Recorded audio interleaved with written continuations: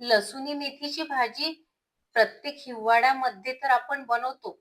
पण कांदा मेथीची भाजी या हिवाळ्यामध्ये अशा पद्धतीने नक्की बनवून बघा. ही पण खूप छान भारी लागते चवीला. तर चला बघूया याची आपण कृती. कांदा मेथीची अगदी सुपर टेस्टी रेसिपी बनवण्यासाठी 2 पळी तेल टाकून घ्यायचं. तेल तुमच्या आवडीनुसार घ्यायचंय. तुम्हाला जर तेल कमी टाकायचं असेल तर तुम्ही कमी टाकून घेऊ शकता. पण तेल थोडंसं जास्त टाकल्याने भाजीला स्वाद खूप छान येतो. तेल गरम होऊ द्यायचं. तेल गरम झालं की हे लहसून आहे. लहसून पाकळ्या मात्र जास्त घ्यायच्या आहेत आपल्याला. लहसून जवळ-जवळ 20 पाकळ्या घेतलेल्या आहेत आणि असे जाडसर कट करून घेतला लहसून. लहसून टाकून घ्यायचं आपल्याला. लहसून चांगला असा सोनेरी रंगाचा होईपर्यंत परतून घ्यायचा आहे आपल्याला. चांगला सोनेरी रंगाचा लहसून झालेला आहे. आता लगेचच आपल्याला हिरव्या मिरच्या टाकून घ्यायच्या आहेत. चांगल्या तिखट हिरव्या मिरच्या घेतलेल्या आहेत. तुमच्या स्वादानुसार हिरव्या मिरच्या घ्यायच्या आहेत. हिरव्या मिरच्यानी ना या भाजीला खूप छान भारी चव येते.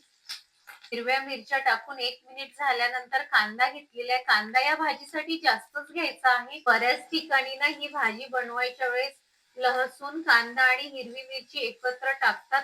परंतु आधी तुम्ही असा सोनेरी रंगाचा लहसून करून घेतला तर या भाजीला चव वेगळीच येते. एक वेळ तरी अशा पद्धतीने बनवून बघा.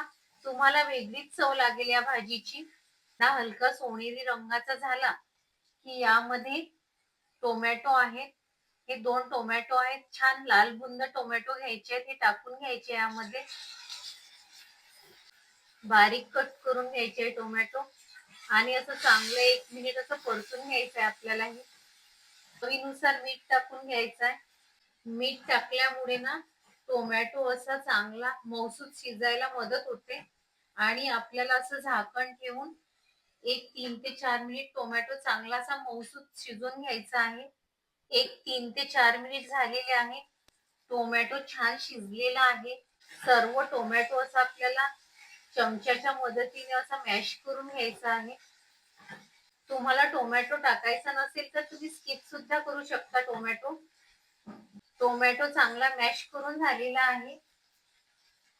ही मेथीची हिरवी भाजी घेतली आणि चांगली अशी स्वच्छ धुवून चिरून घेतलेली आहे. फॅन खाली सुकू घातलेली होती ही भाजी. चांगली अशी स्वच्छ धुवून घ्यायची आणि फॅन खाली अशी चांगल्या प्रकारे अशी सुकू द्यायची. त्यानंतरच भाजी करायची. जर तुम्ही लगेचच भाजी धुतल्यानंतर जर वापरली तर भाजीला पाणी जास्त सुटेल. जर तुम्हाला आवडत असेल तर तुम्ही धुवून लगेचच भाजी सुद्धा टाकू शकता. पाणी जर भाजीमध्ये आवडत असेल तुम्हाला तर. सर्व भाजी अशी चांगल्या प्रकारे अशी फिरून घ्यायची आहे सर्व आपल्याला. भाजी चांगली परतून झालेली आहे.